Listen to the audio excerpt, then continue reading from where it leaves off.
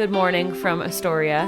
Hey. This is Rachel. Hey, it's Ned. And who are you? I'm Justin. Yeah. Hey, Justin. Hey, everybody. If you've been listening to our episode so far, you heard us flipping out over Justin's play because we recorded a live version of Justin's play, Troop 54, right before our last Playwright interview, and then spent a good chunk of the interview just talking about how great Justin's live play was. Stop it. Oh, no, what an amazing day. Once again, we recorded that at the Drama Bookshop.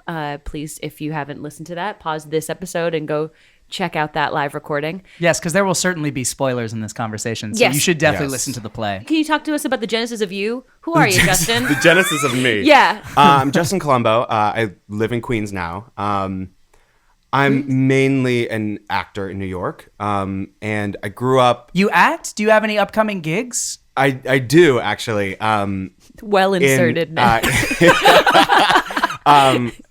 By the time you listen to this, I will be on the national tour of Kinky Boots. Oh, rad. Yeah. So as you listen to this, I literally fly out in like 12 hours. That's fantastic. What track are you playing? So that people can I'm look in for the you. ensemble, and I cover a bunch of the older dudes. Cool. Very, very cool. Oh, yeah. And I'm swinging, which is great because like I'm like so nervous about it, but I'm so excited about it because it's like it's a Is challenge. this your first swing gig? Yeah, it's my first swing gig. How long ago did you book the show? I booked it like 24 hours ago. 24 hours ago. And when do you leave? I leave in like 12 hours. Yeah, so Magic at Theater. yeah, you know, so That's rad. It's amazing. It's amazing. Congratulations. Thank you. So rewinding a bit. Yeah. Who are you, and what have you done up to leaving for Kinky Boots What in have, 12 hours? what have I done up to? Well, I was a sales advisor. No, I'm kidding. Before that, like I guess my biggest credit was I was on the national tour of Rock of Ages for essentially 3 years. I hit 47 of the 50 states. I went to every Canadian province, and I also did the show in Singapore. So Cool. About a week before graduating from college, I had this national tour, and I just like went for it. And then after that, moved back here, did like a couple of regional jobs and stuff like that, and living that good New York life, which is, you know, really nice and fun and good. And while I was doing all that, I started writing, I think a bit actually out of boredom, but like, because when you're on a non-act national tour, you're on a bus for so long. Like, you know, they say like... listeners who might not be familiar with that, non-ec is short for non-equity, which is a non-union tour. So Yeah. before you join the union, heading Yeah. into, which is a very different schedule. It means a different thing for the kind of work you're doing. Yeah. It means like you're in Lexington, Kentucky, and then the next day you get on a bus at 6 a.m. You drive until 2, you check into your hotel at 2:30, you get to the venue at 3, you sound check, you set everything, you do the show, they pack it up, the crew moves on that night, you sleep in a hotel, the next morning you wake up, rinse, repeat. Woof. Yeah. I mean, what was great is that even though Rock of Ages is like an explosive, crazy show, your body kind of never stops. Like you're like, I'm going to sleep on the bus, I'm going to pass out, and I wake up, I'm good to go. So that was nice in that like you were kind of always warm for it. Sure. But because I was on that bus for so long, I was like, you know what, like I should do something. So I started writing just kind of as like let me just see if I can do this and kind of go from there. Was this the first piece you worked on? Yeah, I mean, so Troop 54 started when I was in high school.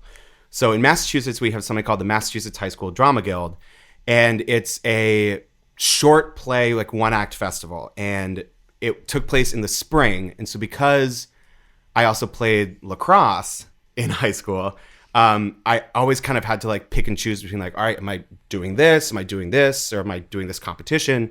So it kind of took all of like the sports kid in me and threw it into theater. So I was like, my junior year, we did a play called The Dining Room, and it was like the most fun. And we made it to state finals, and I was like, this is great. And like before semifinals, I'd be like, okay, so Cambridge Rindge and Latin is here. So in 2005, they went to the semifinals, but they didn't make it. The year before that, they did Tartuffe, and they made it all the way to finals. I So love we the know idea that- of Tartuffe being part of your like sports Oh, team. you have no idea. Ooh, Tartuffe. Ooh, that was a tough year. Yeah, that was varsity. The crazy thing is that like there were schools at like St. John's Prep, the dude who ran their program would take Shakespeare and with like a surgical knife would cut it down to 40 minutes, and you wouldn't miss a thing. What's crazy to me is that you are currently, like, 3 examples you've picked for this story are also 3 of the best lacrosse schools in the country. These are 3 like unbelievable lacrosse high schools in Massachusetts. Which is why you do lacrosse professionally now. Yeah, of course. Okay. You know, cool. I play for the Long Island Lizards. That's a professional Major League Lacrosse team. Where are you from? Do you want to give this school a shout out? What high school? Andover High School in Andover, Massachusetts. All right. But like St. John's, they were an all-boys school, so they would bring in girls from outside schools. So the girls were always so good, ringers. But they were incredible. Like we saw, they did a production of Midsummer Night's Dream from the point of view of, oh man, there's a guy at the beginning who comes in. He's like the steward, and he's like, "Hey, this dad is here," and like he's pissed off at his daughter. He's like full of vexation, come out with complaint. Mm-hmm. That dude who's like, "Hey, this guy's out here," they did the show from his point of view. And they did it like a game show host. So they have that whole fight scene. So up on the board, they were like, "Oh, Helena gets a point. Hermia gets a point. Lysander gets a point." And it was like wild. it was incredible. It was amazing. So I was like, okay, so they're gonna be here, and they're really, really, really good. So the year that they did Troop 54, they did a 40-minute Peer Gynt, and it was amazing. But so anyway, high schoolers doing Peer Gynt that doesn't necessarily say to me like, "Ugh, I can't believe I missed that one." You know, it sounds like something I would pay. I know, but the amazing thing is that you're like, "Oh my god, that's rad. That's very cool." But that sounds like a cool place to start seeing theater. Oh yeah, well, it was my first real experience with like, oh, this is what good theater is. Mm-hmm. Like, because I before that, I only really been to New York like once or twice, and you know, I saw like Les Mis, or you know, I mean, not Les Mis is excellent, but it was kind of like, oh, that's like I was skimming the surface of kind of what theater was. Mm-hmm. And so it was kind of my first full immersion into like, no, look at the cool stuff that this actually does. So my senior year, I showed up to the first rehearsal, and our drama director was like, "So our show, I don't know what it is, but I think we're gonna create it, and it's gonna have like chanting and singing and like dancing, and it'll be about like the world." And I was sitting there just being like, no. I did not turn down varsity lacrosse for this. So I said to her, and I was like, look, give me a weekend, I'll figure something out. And in that weekend, 40 minutes of Troop 54 was written. Which 40 minutes? You know what it was? It was, if you obviously listened to the play, if you have not, just stop. Turn off. Stop because like I'm gonna ruin it. It's essentially they realize that Kylie is a girl, and then they duct tape Alex to a tree. He doesn't fall in the cavern. That was new. That was added. Girl Scouts come in, and then they're like, "Hey, get out of here!" And then they're like, "Oh, the play's over." Like it was nothing. It was nothing. But it was something else. And I was like, this at least will give us laughs. Like this will at least do something. And the whole driving force behind this was the year before, the dining room, it was like we killed it. Like we set up a dining room because you have to set up your set in 5 minutes, which is super cool. And we got disqualified because our show ran 40 minutes and 8 seconds. Man, the things we do to seconds. kids. And all of us were like, that's rough. We were like, this is so good. It was the first time in like 60 years my school had made it to finals in Boston, and we were 8 seconds over. Ugh. And the next day, because we were the last show, and they always like give like a round of applause for like the school that went before. We got a 5-minute standing ovation from everyone because they were like, if you guys weren't disqualified, like you had it. And it's because we just got so holding for laughs. It was crazy. So it's like, if we do this, we'll at least have a shot and people will like it. And we got all the way to semifinals, and then we ran into 2 judges who did not like it. Can we actually, so in preparing for this interview, Justin answered a couple questions for us, and you mentioned something one of the judges said about this play, which is funny, I think, in retrospect, because the show is so phenomenal now. But could you tell us what one of the judges of this high school, written by a high schooler, which presumably this judge knew, right? Yeah. I mean, yeah, because it says like it's an original piece, and it said me, and I was in it. I played Buddy. And he started off by saying, "What is Troop 54? I'm asking that question honestly because I don't really understand why it is here." Oh, God. Troop 54 is the American theater flatlining for 35 minutes. Oh my God. And but here's the thing, as like a high schooler, I was like, yeah, okay, dude, like whatever. Like, Yo, that's your fine. poster quote when But this like- makes it to Yeah, Broadway. when like, this hits Broadway, of that course. is the front of that the is the memorial. pull quote. but also like I'm also sitting there and I'm like, dude, like it's not the Cherry Orchard. Like it's a bunch of kids making like fart jokes.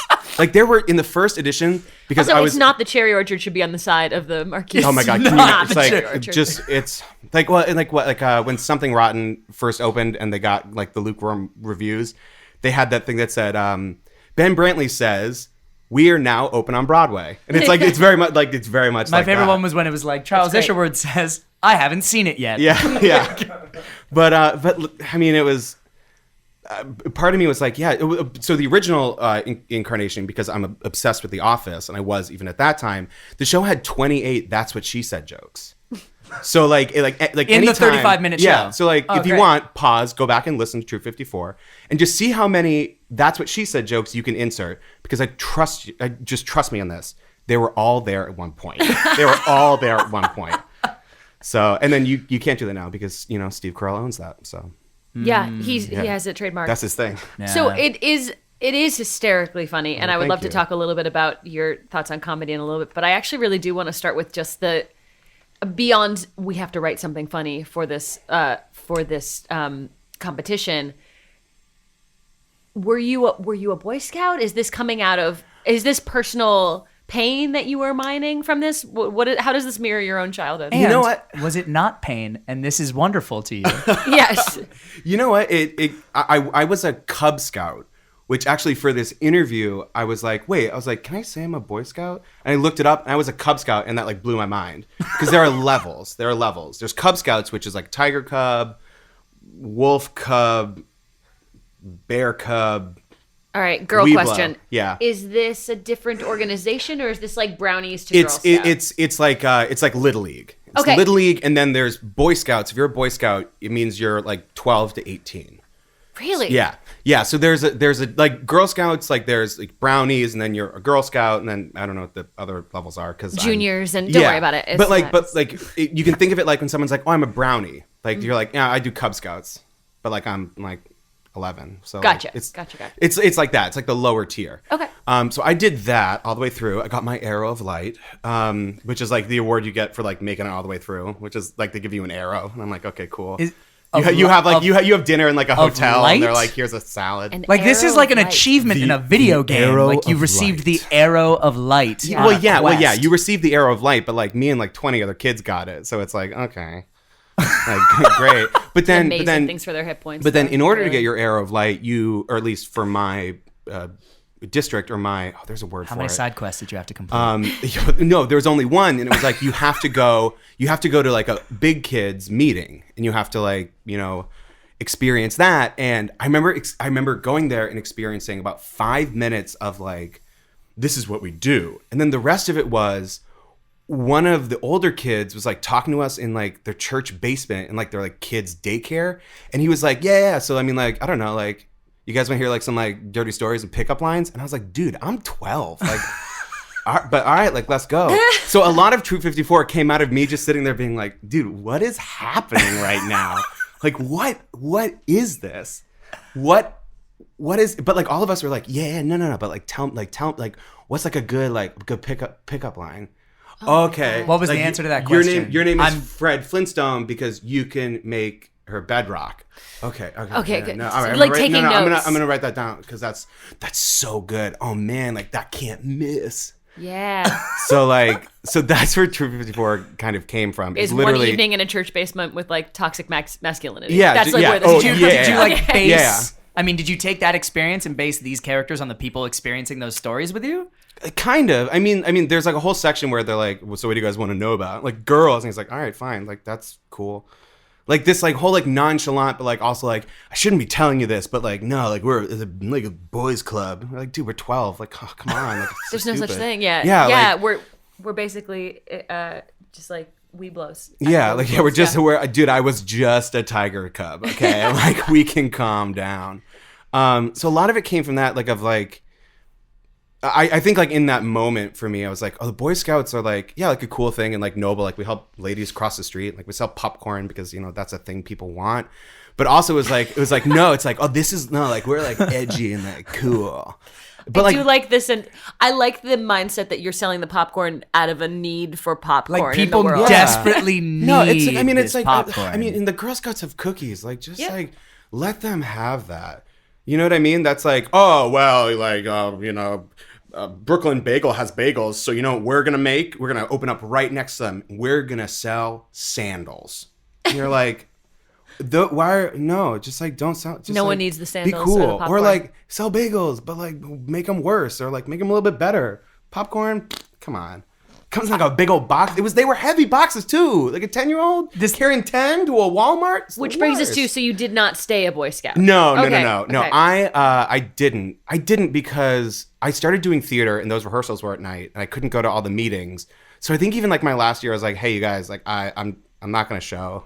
Like I just can't do it. I think my mom stopped like writing it on the thing, but I still got my Air of Light. So Nailed it. You know, don't worry about that. This play, Troop 54, has very few statements that feel like real comments on your view on the world. But the one that really stood out to me comes right towards the end, said by Kevin when he yells into the cavern, and sell your cookies year round, you have a shitty business model. Well, yeah. And that felt like a really personal attack. Yes. Yeah. Which here's the thing. I'll second that. That felt personal. Yeah. There's one thing that I subscribe to in life as an actor, as a writer, which is good artists create, great artists steal.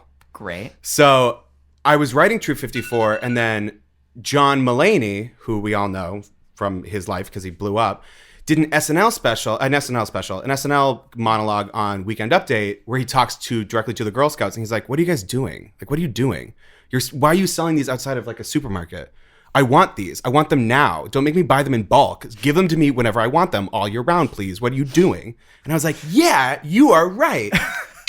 Yeah. And I threw that in there. But now you can get them online through their website. They're starting to sell them year round. Like it's more of like let's not make this a drive. Let's make this a cash flow, which I think is super smart. So Girl Scouts of America, good They for did you. it.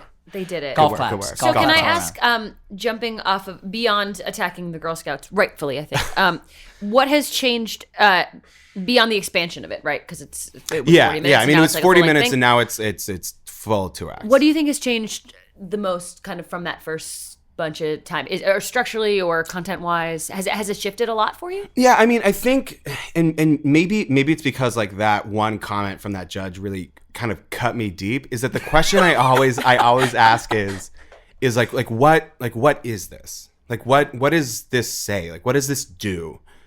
Because if the answer is like, well, it's just funny, then it's just 2 hours of comedy, you know, and like you go home. So like the question always is like, you know, what does this do? What does this say? I think that's the thing it's still kind of trying to find. And about maybe like a year ago, I was kind of like, I went back to it because 254 for my writing is always like, well, let me just like, I don't know, open that up again and like see if there's anything there. It's this idea of just like, hey, who you are is fine. Like that's great. Be you. Like don't like try to be anything else. Being you is the best thing you could be. That's it. Like there was a lot in the initial version of Kylie being like, no, like I just feel like more comfortable here. And they're like, yeah, but you're a girl. And it was funny. But now I'm like, no, like Kylie just wants to hang out because these are her friends. Like it's not like she like, you know, feels like the need to, you know, like chop wood or like, I don't do anything. She's like, no, like I like you guys. I just want to be here. Like being here is the best, you know, like it's like the reason like all of us, if we all went to camp, like why you go back? Cause you're like, my camp self is my best self. That's what, you know what I mean? Like that's like. That's an incredible sentence. Oh, thank you. Can that be at the beginning of That's the the pull. My camp self is my best self. That makes total sense to me. It also kind of dovetails with, we were talking a lot about, well, and I think a lot of the actors were talking about that day. There is. People talk to me about this show.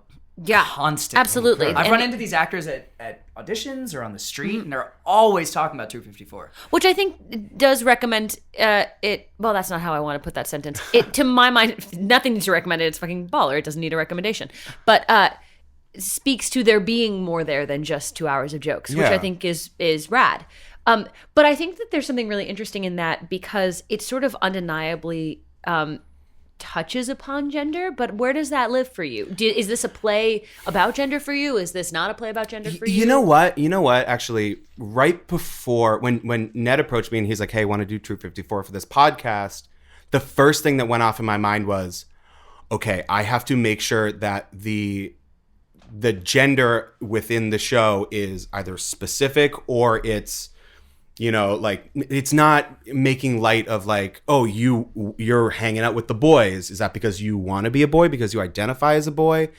And I was going back and forth about how to write that. And like, I wrote a couple things and I was like, but that doesn't feel like I have like the grasp of it. And I feel like that's even cheapening it. And I talked to Ned about it and I was like, what do you think? And Ned was like, I think it's fine. And I was like, that's the worst. And you said something to the extent of like, the fact that it isn't there doesn't mean it's a non-issue. The fact that it doesn't come up means that for these kids, it doesn't matter. Like, it's like I said, like it in that moment for me, I was like, that's what this is. It's just about like, you're in the woods. It's like, it's finding yourself in a moment in the woods, like who you are. And, and the Girl Scouts have this kind of, Xena warrior princess kind of vibe, but that's because I look at Girl Scouts. I mean, I look at Boy Scouts differently, but I look at Girl Scouts and I'm like, good for you. Like, get out there, like do some good. Like, like even like the Boy Scouts that I know now, like I did Rocky Horror this summer and our Brad was a Boy Scout and we were like, hey, we're going to make a bonfire. And he's like, I got this. And I was like, oh, okay. All right, Harley. Life like, skills. Let's go. Yeah. Like, and like, I guess I always like looked at my mom because she was a Girl Scout. She still has her sash. And I was like, that's like a good, like strong human being. Like, that's what that is. Like, you're here. I know what I want. I'm here to get it. Boom. So that's what the Girl Scouts came out, in the show for me, just being like those kind of real, like going for it. Like, no, we're going to find you in the woods and we're going to get you back because you have something that we need for world domination. And in the original version, they were like, what do you guys want from us? And they're like, well, we want the world, but that's a separate thing. But like, yes. Yeah. So like, even where did Steve what's the other guy's name? Steve and Dave? Steve and Dave. Where did they come from? Dave. Mountain Ranger. Steve and Dave came in actually when I was writing it. And I was just like, I'm so sick of these kids. Like, I just let me write something. And I think I was on tour. And like, I got home one night from like the bar and I was like, let me just like write something. And so that whole opening Dave thing was just stream of consciousness. Let's just go. And then I was like, oh no. This is weird. This is weird, but like this works great. Yeah, better give him a friend. Like, let's throw something on there. But what it does, I think they break it up. So it's like, oh, I'm just not dealing with these kids again, and it gives you that kind of moment of like, I wonder where these kids are. Like, this all can't be happening like right in front of my face. Like, they got to get down in the cavern and they got to do all this, and like, Brad's got to get elsewhere. So it just kind of gives it like a little bit more of like a, do these people really exist kind of vibe. There's a joke that I didn't even catch until we read it out loud, which was when they come back in with Brad in the back with a blanket draped over his shoulders. Yeah, like, why didn't we just wait 2 minutes? Buddy goes, why didn't we just wait 2 more minutes? Yeah, it's so good. But well, and that joke. Here's the weird thing about like the writing of this show is that I added that joke about 2 years ago, but it was because it was a thought I had when we were doing it in high school, where I was just like, wait, because Brad would come back in, he's like, wait, what is happening here? And they're like, nothing. I was like, why don't these kids just like hold off? Like, he's coming right here. They should see him. Like, what is happening? Come on, you idiot. I think being poor planners is kind of the best part of the of them as like the group think model is like not good, but it's like lovable. Yeah. It's not good group think. Oh yeah. Can I ask, based on Steve and Dave and also a little bit of the Girl Scout discussion, is there a villain in this show for you? What's the opposition? Yeah. Is it the girls? Is it nature? Is it Bets? Yeah. Is it Bets? No, you know what? It started off as Alex, because Alex is just the worst. Sure. The worst. And he ends up naked in a hole. That's fine. Yeah.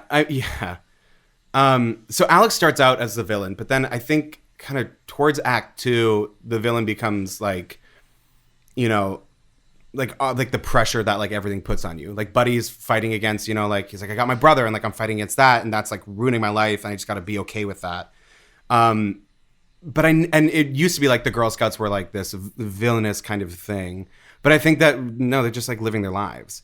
So the villain for me is Alex, and then the villain I think shifts to like that darkness you have inside yourself. Yeah. So like we can funny voice that, but that makes absolute sense to me. Well, because I think like, you know, for these kids like at like 12 years old, for them to have like that kind of like voice in the back of the head being like, hey, kids are gonna make fun of you.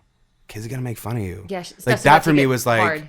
Like I was like, that's the thing that I want these kids to find, is that like, no, like in this circle of people, I got this. And then there's cool. Peter. And then there's Peter, who's the best. But I mean, he's like the one who he doesn't seem like he cares if people make fun of him, right up until the Girl Scouts do. At which point he says like the most heartbreaking one where they're like, he's like, what hurts? He's like, my heart. You're like, oh God. Yeah. Well, but that's, Peter's interesting. I'll say this about Peter. When I was writing Peter, the one thing I always thought of was Peter doesn't exist in our world. Like Peter lives on another planet and he flies in on a spaceship and he's just like, I'm here, you guys. But that feels right. But that moment, you know, when I was writing it, I was like, no, it's like that's kind of his reality crashing into everyone else's. Like, no, it's like this kid might be an idiot, but at the baseline, he's like just like a good person trying to live their life. Like he lives in this bubble of like, no, like I'm in the gifted class for kids with gifts. Like that's just what it is. And the minute that his reality kind of grounds, it's like, no, like these are kids. Like, come on, like, whew, Peter, come on, man. I want to do a shout out actually for our live taping had a just a crazy number of phenomenal actors that day. We were lucky ducks to get that group of people. Peter played by the phenomenal Matt Silva, Matt DeSilva, excuse me, as I screw up his name, Matt DeSilva.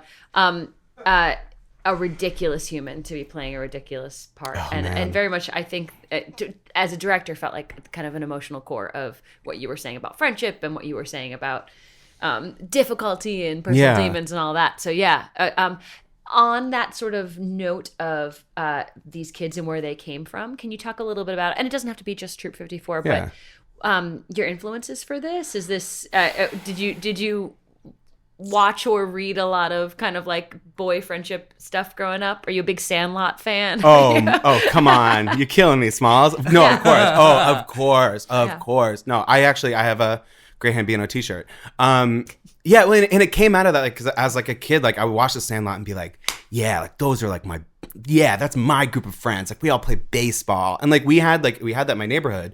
You would ride your bike at like 8 a.m. all the way down to the other side of the street. You know, we had like a big sandlot, so we'd play like football there and baseball. And if you hit it over the telephone wire, it was a home run. We'd get into fights about it, you know, whether or not it was foul or fair. And like, we played flashlight tag. So like, I had that group of friends, but like, you were always kind of like Chris is an asshole. Like Chris sucks, or like Ryan is an idiot. But Ryan's mom does get us Capri Sun, so we're gonna be okay with Ryan, you know. So like, I didn't have anyone specifically like that, but actually falling kind of back into that when I was writing this was kind of like, okay, so if I turn my life about 15 degrees and I look at it from like Ryan's perspective, like what's actually going on with him? Like what's his life like? What is that? Which I think as a kid, and especially maybe as, I don't know, maybe it's a boy thing, but I was just like, nah, like Ryan lives in his house and like, you know, we pick on his little brother, you know, like we just live there and, you know, live our lives.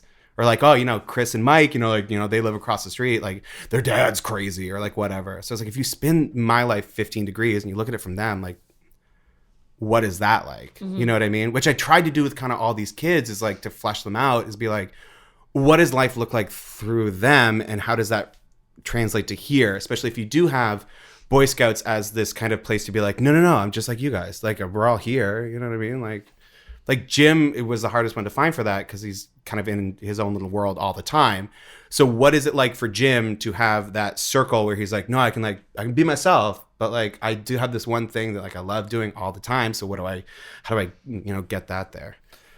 I right after the reading, I was chatting with one of the people who came and saw it because we had the live audience, which was so good. Yeah, and I'm glad you mentioned Sandlot because he brought up Sandlot. He was like, it's like the Sandlot for theater. The other thing he said that I really liked, and when people ask me about this play and like where I think it lives in the world of theater, I now steal his answer, because great artists steal. Didn't you just say that? Nailed it. So he said, it's the only place in theater that exists in a world that actually exists in film, like Role Models, Anchorman. Like it lives in a world of comedy that doesn't really exist right now in theater. There's either like contemporary farce doesn't really exist in and there's like in really theater. highfalutin comedies. Like you get like some of the Tracy Letts stuff that's funny and tragic all at the same time. And you have like really lowbrow comedy, which like lives in like Something Rotten. But like there's not much that lives in that plane of like 40-Year-Old Virgin in film.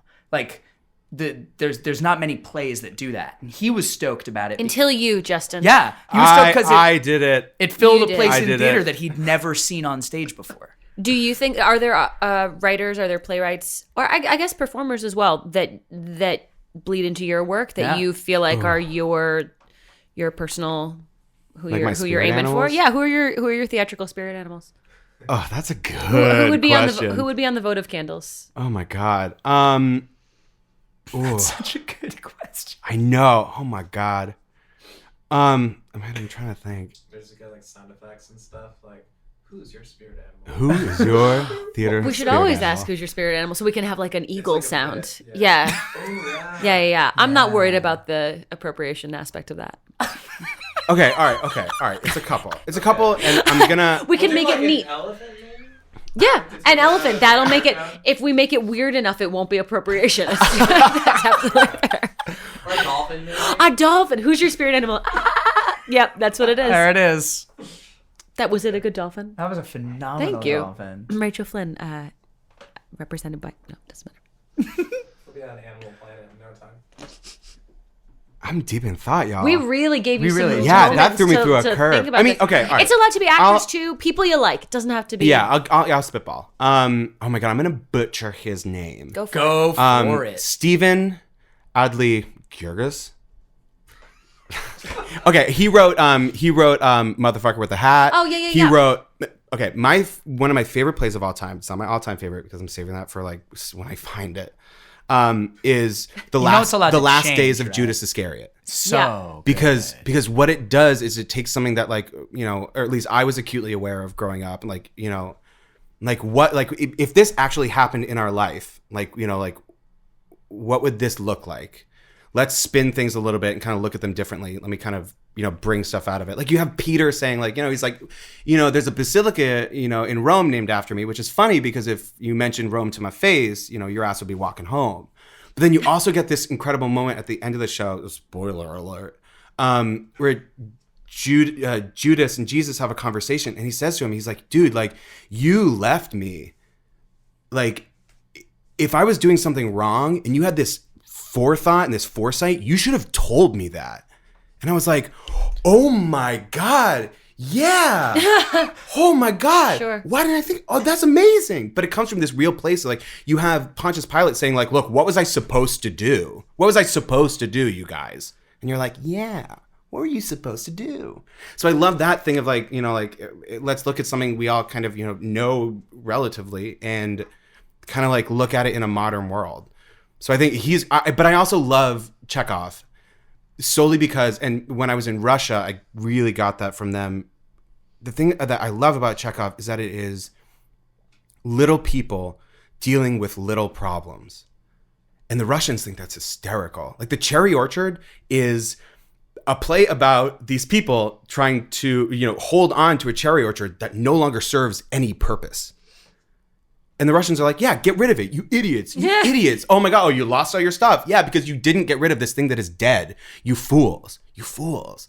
Like the seagull. Like, dude, this girl doesn't like you and you have issues with your mother. Figure yourself out. Like, come on. And It's an episode of Maury, but Well, told by Russians. And it's uproarious comedy. Yeah. Oh my God. Yeah. And there's like, but the thing I love about Chekov is that it's so small and so minute. It's like little, it's, I will say this, and I don't want this to get taken out of context. It's why I personally love Hamilton, is that there's so many small, tiny things that you're like, that's amazing. Oh my God. Like this little moment, like Southern motherfucking Democratic Republicans. Yeah. Like you're just like, oh, hell yeah.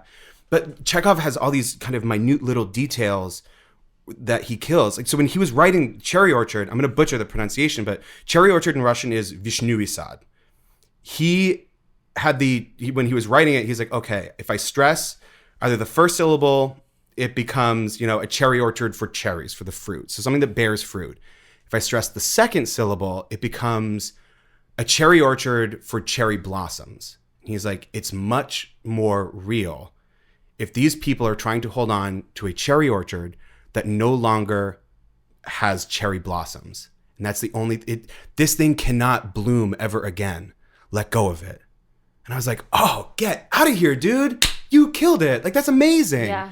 But it's that tiny little detail just in the title that he's like, and there are all these letters between him. I'm obsessed with him and Stanislavski and their relationship. He has all these letters where, like, Stanislavski will write to him and be like, I think I'm looking at your play and I really think that, this is happening or this is going on, or, Trigorin should be, like a strapping young man. He's like, no, dude, like, just do it. Like, these are small things that Trigorin is a dude. And what upsets Constantine is that he's a big, powerful dude who, like, doesn't wear shoes when he's in the country. It's like these little things that bother him, that he's a real person. And Stanislavski was like, yeah, okay, you're right.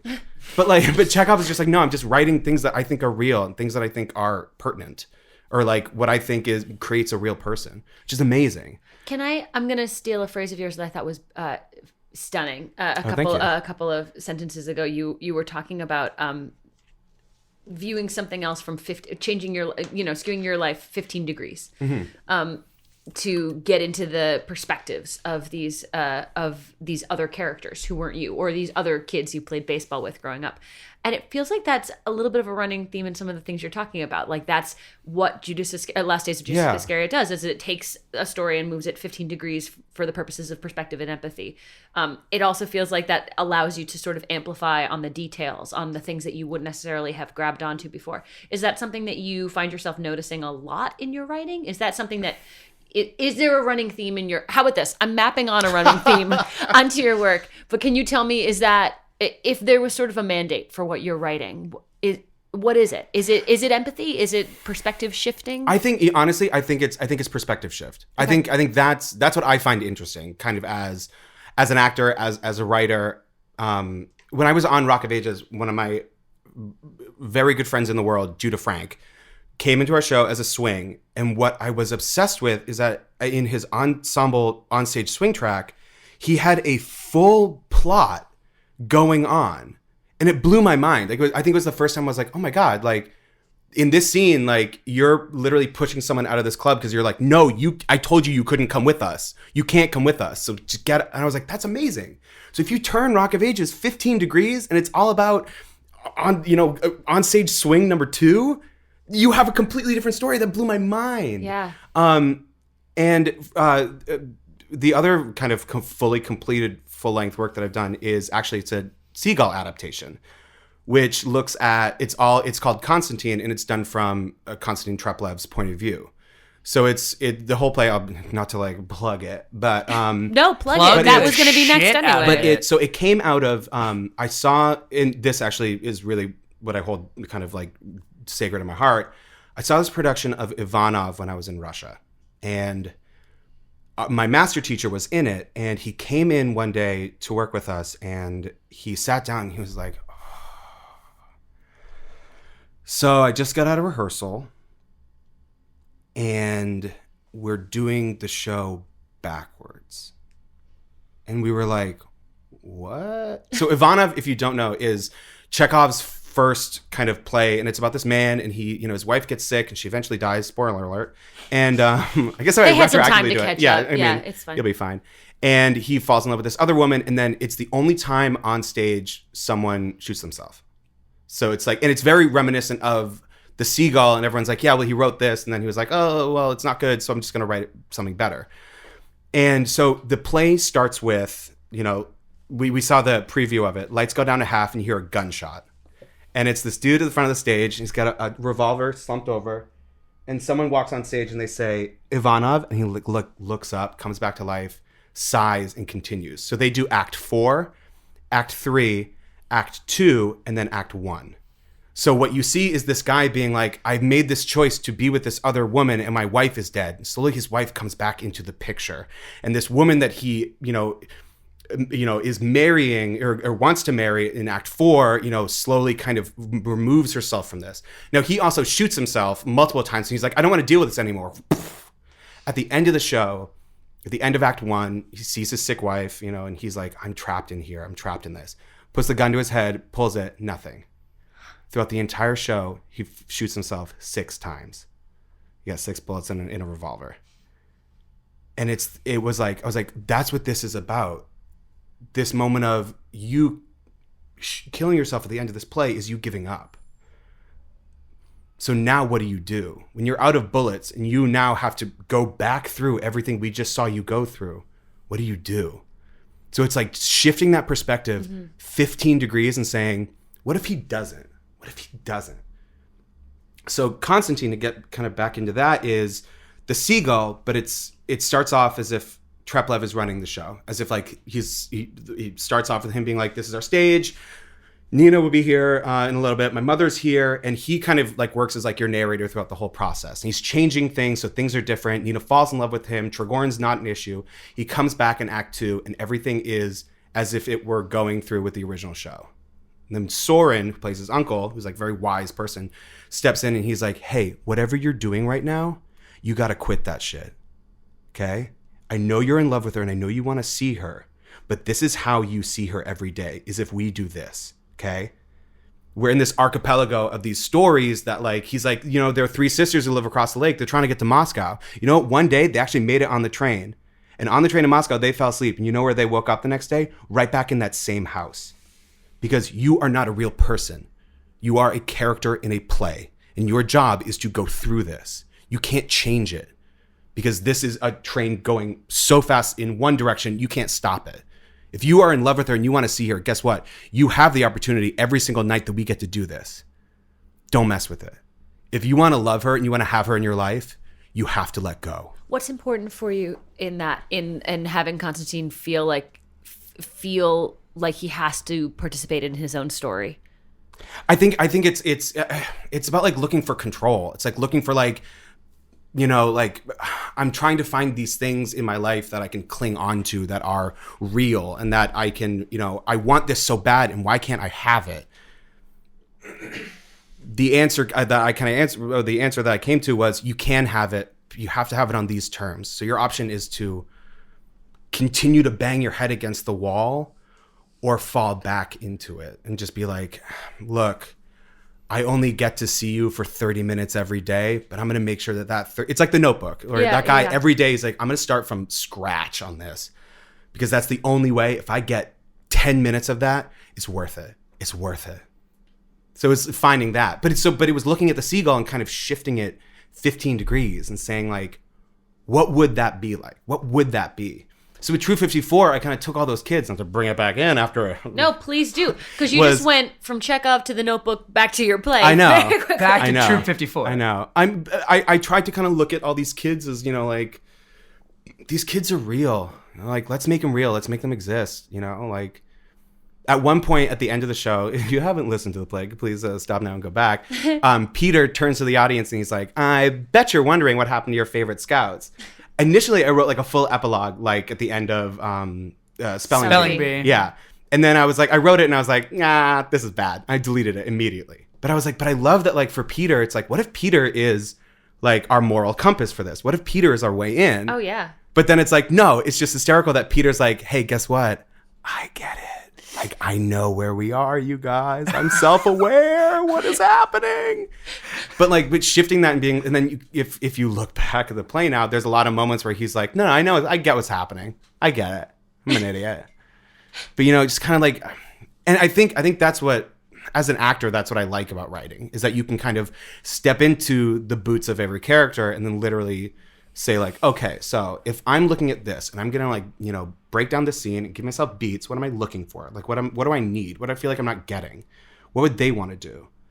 And go from there. Which is the thing I found when I was writing on tour, is I was like, oh my God, like Rock of Ages might be a show with Whitesnake and poop jokes, but it actually is like extremely well written, like, and it crushes it. Like, oh my God. And I was like, I never really like knew that. I was just like, oh, like, yeah, it's like fart jokes. And I was like, no, but like, it's about, you know, every person in that audience knows one of us, like in real life, or they were one of us. You know, it's like Ricky Gervais said to Steve Carell when he was starting The Office, he's like, the best piece of advice I can give you is that if you don't know Michael Scott, like if you don't know a Michael Scott, you are Michael Scott. And which is brilliant because, you know, like you can find those people. But I was like, everyone's being like, yeah, like that, what I did have a dream like that was big. And maybe I settled, but like, no, like it's fine because I can listen to Don't Stop Believing and I'm right back there. You know what I mean? So I think that what I love about being an actor and being a writer at the same time is kind of being able to look at every single person, you know, and saying like, oh, okay, this is a cool thing, or this is a cool thing, or oh, this would be a cool moment for that, or let me find something for this. So I don't know. That's rad. I don't know. Your theatrical worldview is so baller, and I love that. I think it's really clear from your writing the disparate influences that are all coming in. That's so fucking cool. Listen, am I allowed to drop an F-bomb on our show, Marcus? We've dropped like 6. I think I've said lady, 9. I say fuck a lot. You've said it twice. I've said it twice. Well, I'm the medium lady then. Is there a place, and we'll edit this out if there isn't. Is there a place that people can go online to check out your work if they're so inclined? I want to hear more about Constantine. Kind of. Kind of. We're working at it. All right. But I will say this. Or how about your work as a performer? Can people go on and find you? We're working on it. Okay. But here's the thing. If you do like have questions, you're like, hey, I'm really interested in this. I want to like check it out. Like, I do have a baseball blog. Yes, of course you do. Of course I do. Mets fan? Is this what I'm hearing? Yeah. Okay. I grew up a Red Sox fan. When I moved here, I was like, I gotta have something. And then Still mad about it, but continue. yeah, I know. I'm sorry. And then I went to a Mets game, and I was like, oh yeah, this is that like tortured soul life I've been missing. Because of the Shake Shack too? No, I've never gone to the Shake Shack at Citi Field. Oh, what you need to do is you need to go to Keith's Grill. All right. It's in the right field. The left field corner. Okay. And it's Keith Hernandez. It's his like favorite burgers. So he makes them. He sometimes will grill them. It's the best. But you get a Tootsie Pop with it. And it's the best. You get a Tootsie Pop with your burger? Pop. Yeah, because he loves Tootsie Pops. I'm so excited. Yeah, I know it's the best. I'm it's so the best. excited about that. It's so good. I should also say you can go. Can we get your blog? Yeah, address? sure. It's 3up3downblog.com. 3up3downblog.com. You can also check out a little bit more about Justin Colombo at our website. You want to give them that website? Yeah, it's www.chargingmoosemedia.com/atthetablepodcast. Which will have links to Justin's.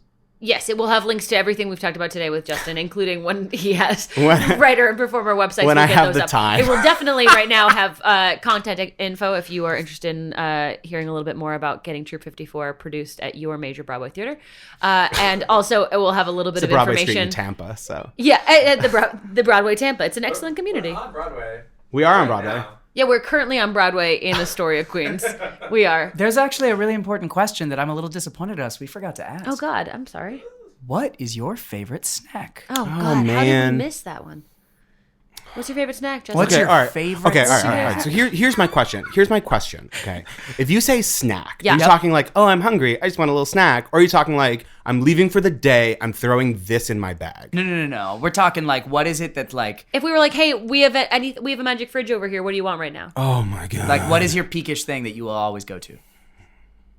It's also the first time I've used peakish. You know what? Right now, it's chips. What kind of Like chips? Yeah.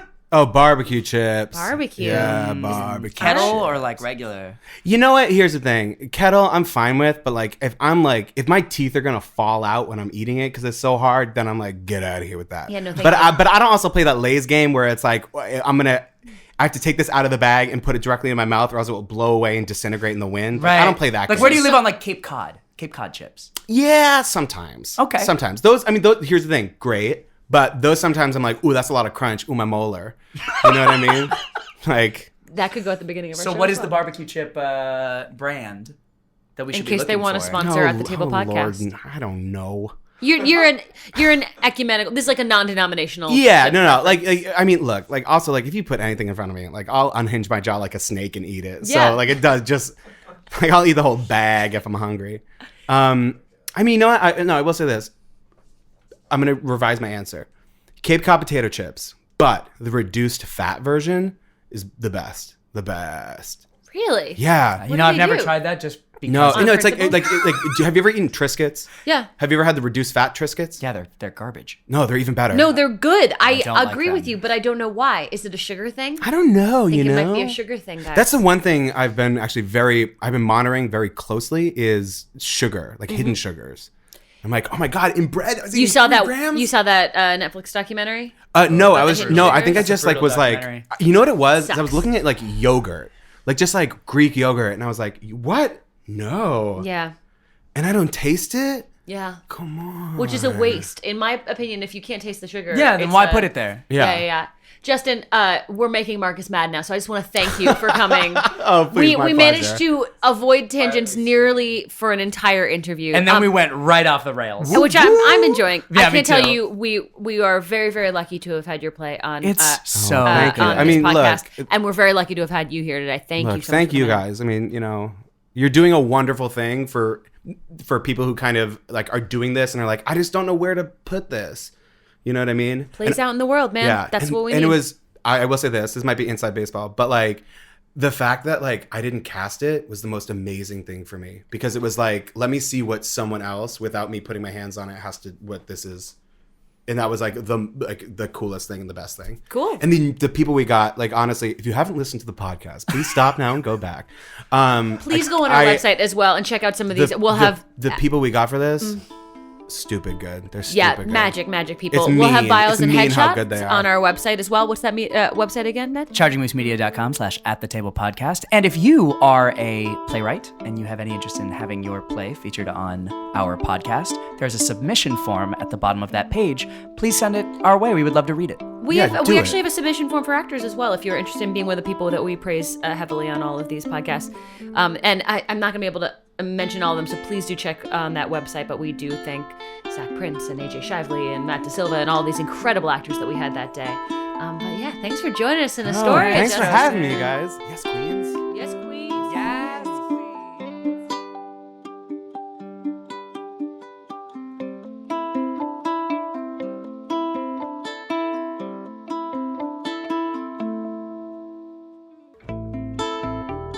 This episode of At the Table, a play reading series, is brought to you by graphic designer Haley Schibel, who designed our logo. This episode was also brought to you by the Drama Bookshop. It was edited and mixed by Marcus Thorne Bagala, recorded at Muselight Studios in Astoria, New York. Music by Marcus Thorne Bagala, and as always, our hosts are Rachel Flynn and Ned Donovan. At the Table, a play reading series is produced by Charging Moose Media, telling great stories through new media. And as always, please remember to subscribe, rate, and review the program. Every little bit helps towards going to produce more episodes and more seasons of the show for you guys. We'll catch you next time.